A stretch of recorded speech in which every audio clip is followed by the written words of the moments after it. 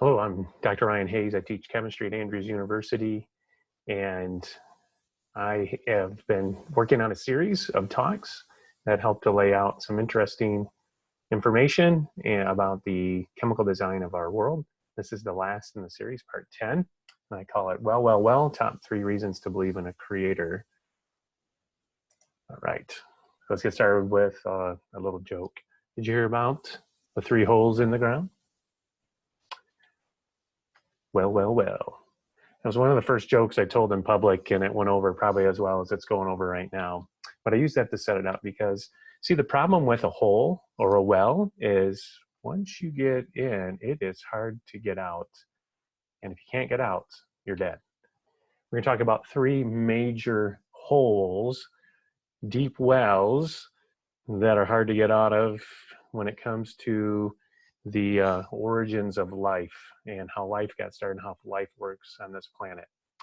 So I call these 3 areas the fine-tuning argument, the origins of life, and the information of life. These 3 things are great challenges to the theory of evolution, and why, as a scientist, I feel like there is strong scientific ground to believe that there is a creator who has put all of this together. So I'm not suspending my belief in science and what it can do, but the information that I've been learning as a chemist and how molecules work leads me to believe in something that appears to be against what other scientists are maybe believing. So I just want to share these top 3 reasons and what I've been seeing. There are some videos I think that would be great if students would link to, and others. I'm not going to show it here. I would normally do if we had lots of time, but in the interest of keeping this a little bit briefer, the first argument has to do with the fine-tuning of the universe. The mathematical laws that are in play, the constants, all work together to provide a universe that is capable of sustaining life. Where did those mathematical relationships come from? Small changes in those constants would destroy your universe and prohibit any life permitting universe and a life permitting planet. So there are the mathematical laws that are there. I've spent many talks talking about the fine-tuned nature of our planet to sustain life, the fine-tuned amount of nitrogen that's there relative to oxygen and ozone and carbon dioxide and other chemicals, the light that comes from our sun and the solar wind, and how our Earth's magnetic field blocks us for that, and how our Earth traps water, the size of our Earth, and how our world blocks terrible and dangerous things. Does it block all of them? No, but many of them. And how we still have problems, yes, but on our planet, but for the most part, it is a life-sustaining planet. We could see that all around us. There's an incredible amount of fine-tuning that took place in the chemical systems that sustain life on our planet that I've already outlined in many other talks. So this is part of a greater argument of the fine-tuning that we see mathematically and within the physical laws that govern how chemicals and our planets and everything interact with each other. There is one way to get out of this hole, and that's to think that there is a designer who thought about all of these and put them together. Perhaps there is a multiverse that eventually one had to work. That is becoming a leading theory that's out there. But we still have other holes to deal with. The second one has to do with the chemicals. Let's say I gave you a universe permitting, a life permitting universe. They had all the right laws there. Could we, given enough time and energy and put the chemicals in the right place, could we get life to happen? This is called the chemical origins. There are some nice summary videos that you can watch. You say, well, how do we know I have a lot of time? It appears from physics and our understanding of light and how it moves about the universe that we have lots of time. Billions of years, perhaps, that if life started as some chemicals that came together and on our planet Earth, could eventually lead to the complexity that we see. Biology shows us and teaches us in many ways that there's many connections between the creatures in the life that we see. Could they have all come from a common ancestor given enough time? We've got the time. We see that by looking out in the universe. We see animals changing and adapting. Could we, just given enough time and show with the right chemistry that there's a connection there? You see, this is a chemistry problem at this point. It is not a biology problem. It's not a time problem or a physical laws problem. You can be given the physical laws. We can see the endpoint animals, but somewhere in the middle, it's chemistry. Does chemistry provide a doorway for us that shows us how this happens? Or does it provide a barrier? Well, turns out this is a hard problem. So much so that government institutions and a number of universities realize that the chemical origins of life is a very challenging position to hold if you believe that chemicals can come together and create the origin of life. So a bunch of money is being spent, millions of dollars, through the Center of Chemical Evolution, sponsored by NASA and the National Science Foundation, and a number of public universities. They are publishing numerous articles. I've read a number of them and seen summaries, even more. And the problem seems to be solved many times, but then there's more papers. Problem is, this is a very challenging chemical problem. And so one needs to pay attention to these things, and this is why it helps to understand chemicals, how they react, and how they come together. So chemistry is actually this current, if you want to call it battleground, this area where scientists are trying to figure it out. Why would you be trying to figure something out if it's already been solved? Because it hasn't been. There are some nice summary videos out there by the, sponsored by, this is normally we'd watch it, but I'm gonna go on. You can go watch it.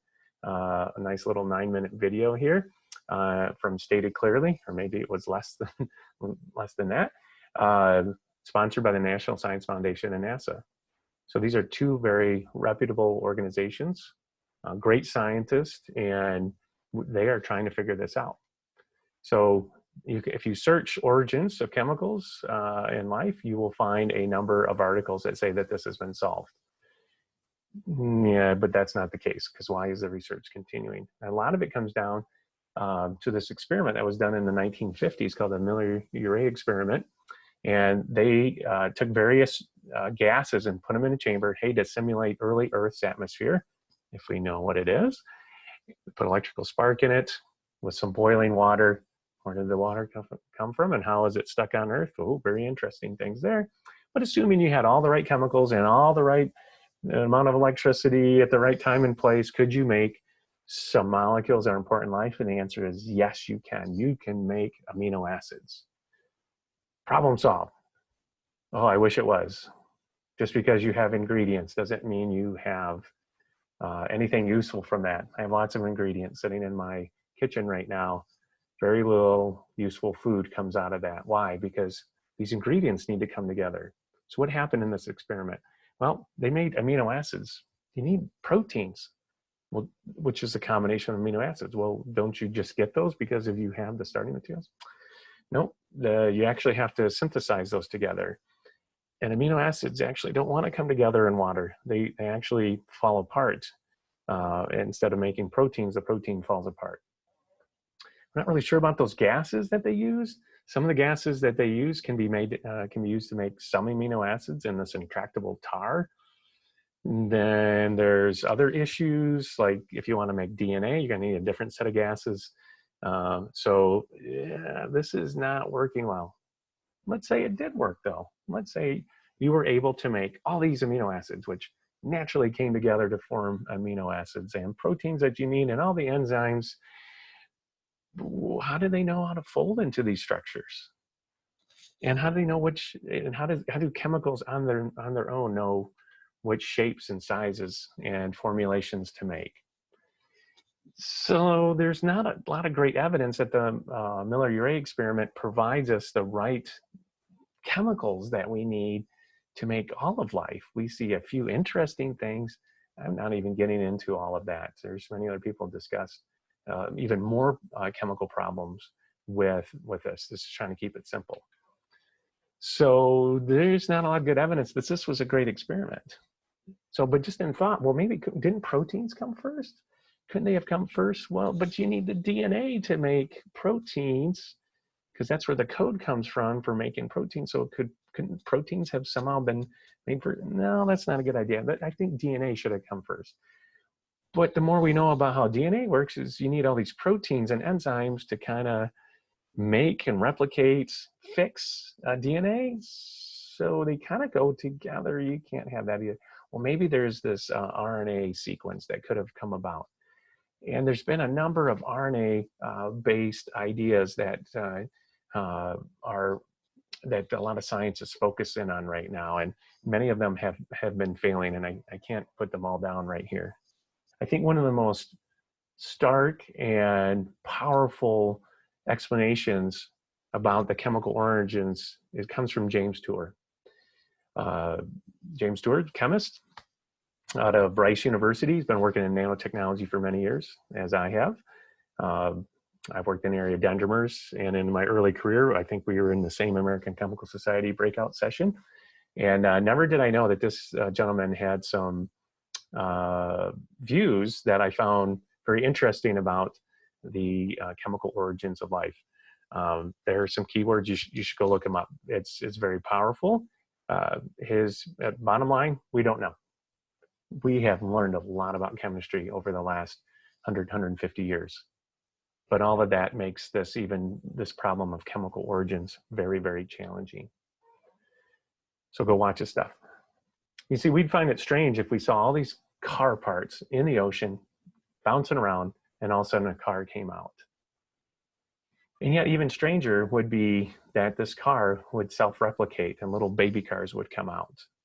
But wouldn't that be awesome if we actually saw that? But that's what we're expecting to happen when chemists and scientists look at the chemical origins. We're expecting that all these different parts, chemical parts, have come together not to just make one life, but to make self-replicating life. It's got to be pretty easy, right? You just put the right chemicals together, shake them and stir, and with the right energy, you can do this. But wait a second, how many chemical parts are we talking about here? 3, 4, 5, 10, 15, 20 parts that have to come together? We don't have to make the most complicated life. We just have to make simple life, like a bacterium, something small. How many chemicals have to come together to make that? Do you have any idea? This is actually a hard problem to go find. That's something that people think about, is how many chemical ingredients are there in a simple, perhaps the simplest. And so this is where a lot of scientists are actually trying to figure out, but what do we have right now that's in front of us? What's been measured?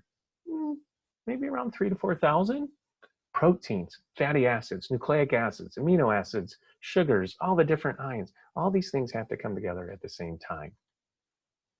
You see, when Darwin was proposing his theory, chemistry was in it, definitely modern chemistry was in its infancy. Alchemy, yeah, that'd been around a while.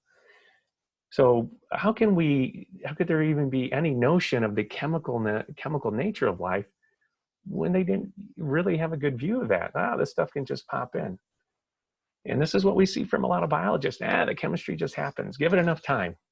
I challenge you, get in the lab, make some things. Make one thing. Make a new chemical that no one's ever made before. I've been there. I've done that in my graduate work. Many of them were messes.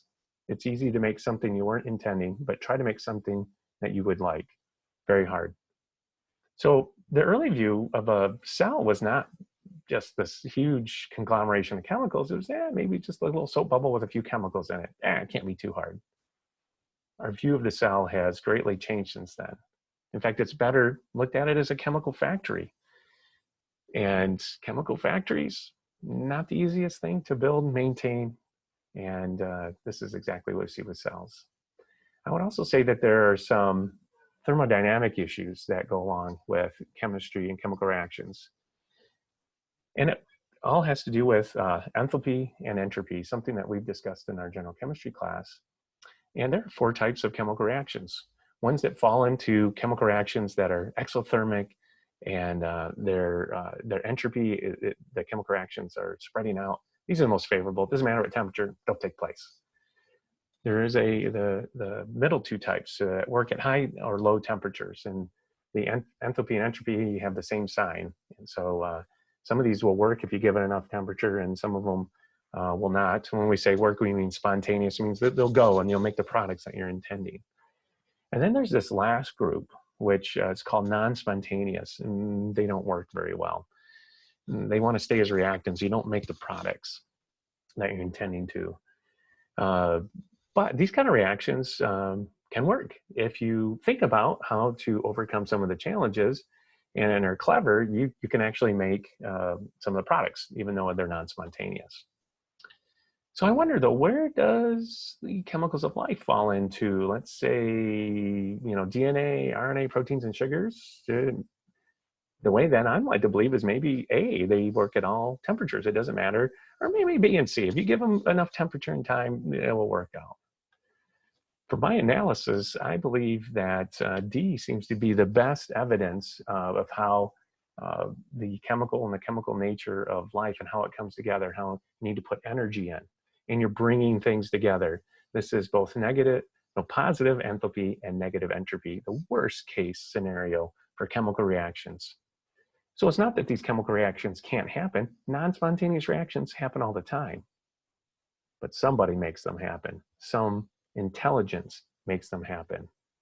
See, the problem is DNA doesn't just come together, and RNA and proteins. There's a whole system that was thought out ahead of time to put these things together. DNA needs a series of proteins to help. Well, we know what DNA does. It programs the amino acids to make proteins. There's a huge combination of proteins that are available, but a whole system puts them together, and we get all these different tools that come out, what I call them, chemical tools, chemical machines, proteins, enzymes that can do all sorts of work. What kind of work do? They take care and maintain and run all the chemical reactions that are needed for life, including making, repairing DNA and replicating it. Well, wait a second, you need the tool DNA to make the other tool. This is an endless cycle that's hard to complete. In fact, let's see a little bit of this factory at work.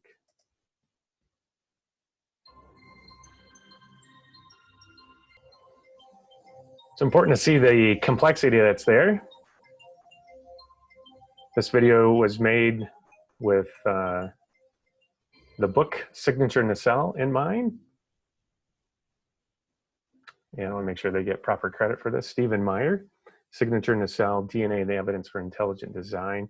And this was made by the Discovery Institute out of Seattle, in the Seattle, Washington area. So what do we learn from all that? What do we learn? There is a lot going on in terms of chemicals and chemical origin of life. How do you get all of these chemicals to come together at the same time? A designer, a person, intelligence, actually much greater intelligence than us. Our current level of understanding is not enough to know how to put these things together. But we see designers all the time putting together complex mixtures of ingredients to create new recipes, new things.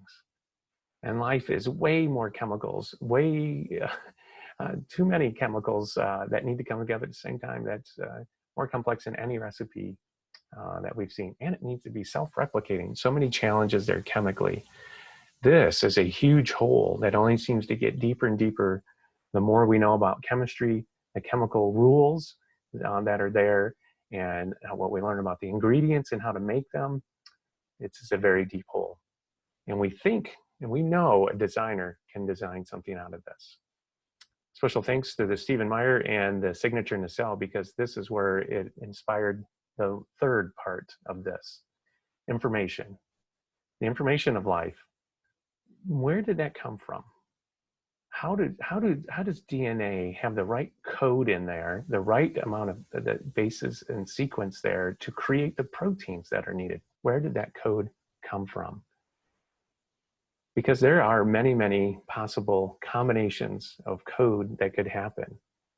Perhaps there's a chemical reason that's holding them all together, that holds and provides for the code.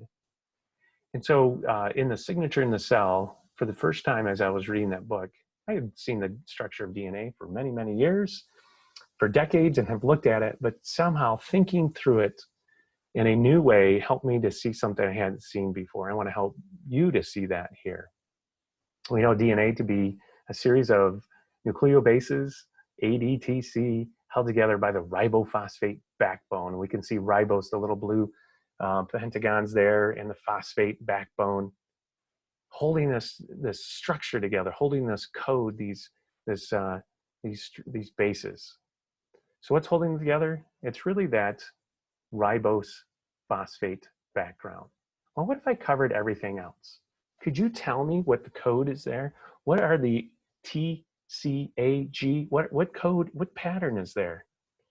Now, if you were memorizing the sequence, you can do that, but you cannot just, out of looking at these things, they're all the same. How can I tell? There's no chemical difference there.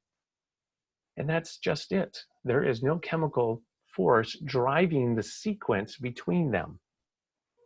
Well, you could say, well, maybe the A, there always has to be a G next. No, it is some random sequence of base pairs that we see in DNA. There's no pattern. There's no chemical pattern.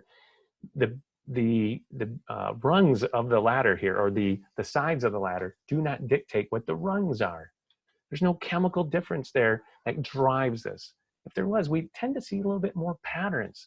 We would see alternating sequences or some kind of even sophisticated pattern of nucleobases there, and there is none. The connection is set up to allow every single possible combination of nucleobases to be there, to be programmed, to be set in order to make the things that are needed for life. A great analogy is that DNA is a lot like a magnetic board in which you're putting magnetic letters.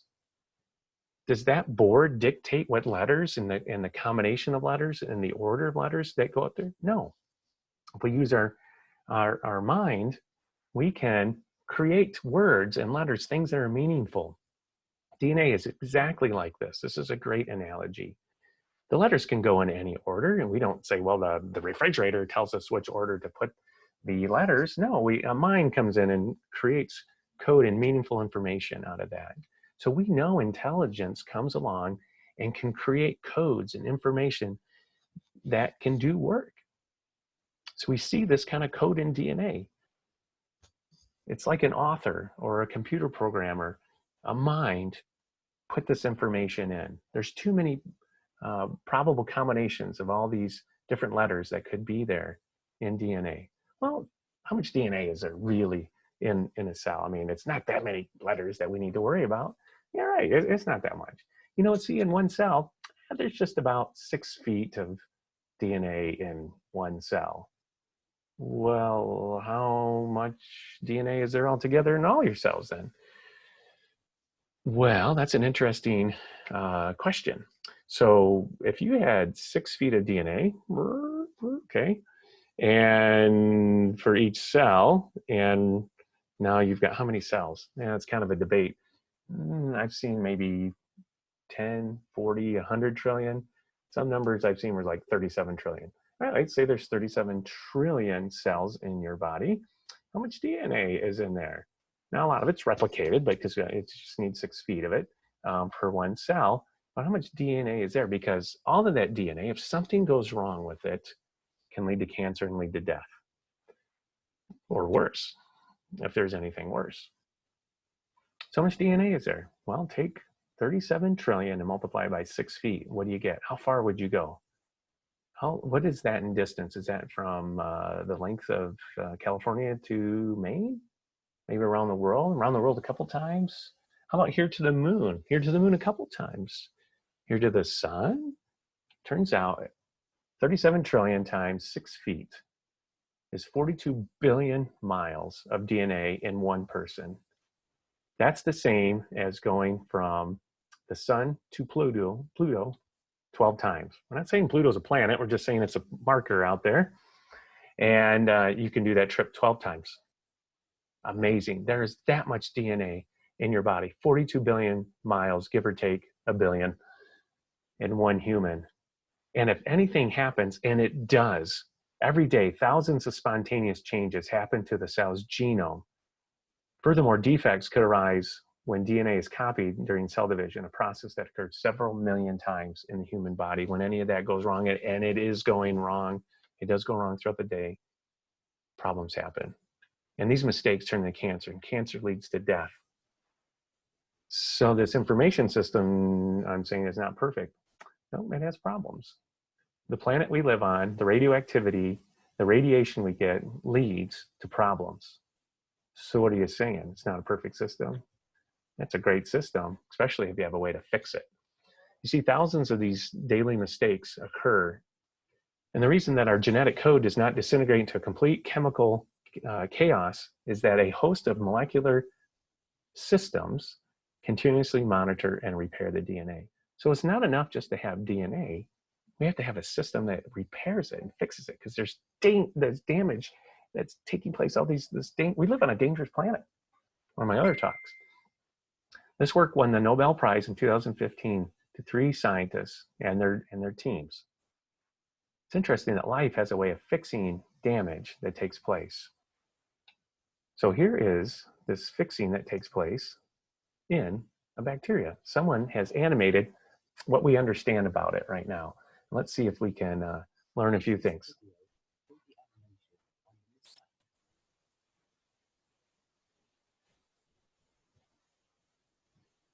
All right. What we saw there, mistakes happen. And it's okay if mistakes happen if you can go in and fix them. You have to detect the mistake, where it's at, and know how to fix that. You typically have to have a system ahead of time that can be implemented and used to fix the mistake. This is exactly what we see in our bodies, in our systems, and even in the simplest bacteria. They have this error correction. Without it, genetic chaos ensues. So you got to know about the problem ahead of time in order to be able to fix the problem. It's exactly what we see, right? If you need whiteout for pen, you might need an eraser for pencil, a delete button on your computer, right? These are ways how you fix it. So how do you get out of this hole? There's an incredible amount of information. That information is being maintained by the second. How do you get out of this hole? A designer. We fix code, we make codes and we fix codes all the time. We know how to do this. We can set up systems to keep that. This is what we do with our computer codes and with our books. We have authors and editors and students who help correct the information that's there. So the information of life is the third, I think, great challenge to the theory of evolution, and helps to support the idea that there is a creator, a mind, intelligence who put this information in and put in the systems to maintain it. I'm not the only scientist. There's many scientists that I've been pulling this information from, plus adding my own. The books keep getting written. We're with our minds being open, we're seeing that it's unbelievable that life can start from nothing. We live in a universe that permits life in a place that's finely tuned to support it. And what we see is life working together to maintain and correct errors that happens. People have noticed that chemists kind of tend to be creationists. Why? Because we're the ones in there trying to make chemicals and do something with them. And we see the challenges that are there. In fact, there are a group of people who are dissenting from Darwinism and thinking that's not enough. Now, these aren't all Christians and creationists, but they're recognizing that our understanding of naturalistic explanations for life just are not working out. Something new needs to be accomplished. This list continues to grow by the day and by the year. On top of all this, there's this reproducibility crisis that is happening. You see, within science, much of the work that is out there is hard to reproduce. This leads to a credibility issue amongst my colleagues in science. Are we doing things that are reproducible? Are we checking our work before we publish it? In the race to publish, sometimes information gets out there and the information is often wrong or not reproducible. And the retractions are not publicized in the same way that the main information, unless it's a big, fallacious error, and it makes great news. So these errors are not being corrected in the same way that the original information is being published. This creates a little bit of anxiety, perhaps. We need to be careful about the information as we read it. So to wrap this up, the problem with holes, and I see three big ones, is if you don't get out, you're dead. There are too many chemical holes for life to get started on this planet without the help of a designer. In fact, the help of a designer at every stage of the way if life evolved. This is why I do not subscribe to the theory of evolution, that life started from a pond of chemicals. I believe that we are here by a creator, and he has put us here on this planet and created all of life. I'm reminded of a children's book that was read to me, and I read when I was younger, and I recently purchased for my kids for them to read. And it's about the Magooses who own a store. And the mom, who's been sitting on the little baby egg there, the egg, wants to go for a walk. So she leaves Dad in charge. Well, Dad's busy, needs to do something, so he leaves Junior in charge. And Junior is busy, he wants to go outside and play, so he leaves Sister in charge. Sister wants to go do something, so she leaves the egg in charge of the egg. And then insanity ensues when some weasels come in. And I feel like this is the problem within science, is that each scientist is relying on another scientist to come in and solve this problem. And for sure, there are many who are working on this. The problem's not solved in the chemical origins at all. And so we need to be careful on how we read and look at information to realize we can't just pass the buck and realize that someone else is going to come up with this information. We'll keep looking to see if the egg can figure out how the egg came about. But the Bible tells us some very important things already to help us solve this mystery. You see, every house is built by someone. In Hebrews 3:3-4, it says, "For this one has been counted worthy of more glory than Moses, inasmuch as he who built the house has more honor than the house. For every house is built by someone, but he who built all things is God." I find the Bible to be a credible book, and the information there has been critical in my life, and I find it to be scientifically accurate. Now, our understanding of what's being said may not always be that clear. And so we see the Bible declaring that when we see a house, and we do have a house called planet Earth, that a house is being built by someone. That someone is our creator. I also want to end with a quote from Ellen White, who in the late 1800s recognized the weakness and the danger in the evolutionary process and evolutionary thought.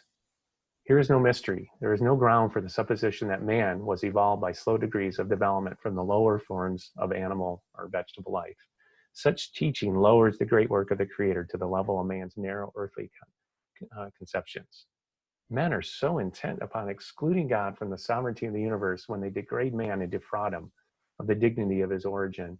He who set the starry worlds on high and tinted with delicate skill the flowers of the field, who filled the earth and the heavens with the wonders of his power. And when he came to crown his glorious work, to place one in the midst, to stand as the ruler of the fair earth, he did not fail to create a being worthy of the hand that gave him life. The genealogy of our race, as given by inspiration, traces back its origin, not to a line of developing germs or mollusks or quadrupeds, but to the great Creator. You see, for since the creation of the world, God's invisible attributes are clearly seen, being understood by the things that are made, chemical things, even his external power and Godhead, so that they are without excuse. Because although they knew God, they did not glorify him as God, nor were they thankful, but became futile in their thoughts, and their foolish hearts were darkened. You can read more in Romans 1 about that. This information has come to lead me to believe that we are here by the hand of a Creator, And as I looked at the invisible things in this world that we call chemicals, they speak to the design of life, that the design of life was implemented by a designer, by a creator. And the Bible gives us the clue and the answer to who this is. So I hope this information has been relevant to you and has opened your eyes. There's much to explore, much to learn, but we are on strong scientific ground to believe in a creator.